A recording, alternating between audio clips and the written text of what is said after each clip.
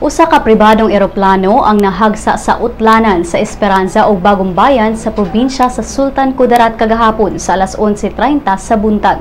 Daling mipadala og search and rescue team ang mga tinugyan sa Eastern Mindanao Command human dunay mga sibilyan ang ngamisaysay sa ilang nadunggan nga pagbuto ug pagkahagsa sa maong eroplano.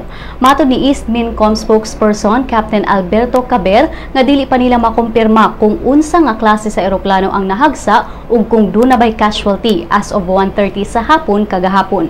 Dunay mga taho nga ang eroplano gipanag-iya sa Cebu Pacific Airlines apan sa usa ka statement giklaro sa Cebu Pacific nga dili ila ang eroplano. Sa pagpakiginabi sa DZMM Teleradyo, si Brigadier General Rodante Hoya sa Civil Aviation Authority of the Philippines nagkanayon sab nga walay passenger plane nga nahagsa sanglit kompleto ang tanang pasaheroan nga eroplano human nila gisusi kalabot sa maong hitabo. Ning pagbalita, padayon pa ang pagsuta sa maong insidente.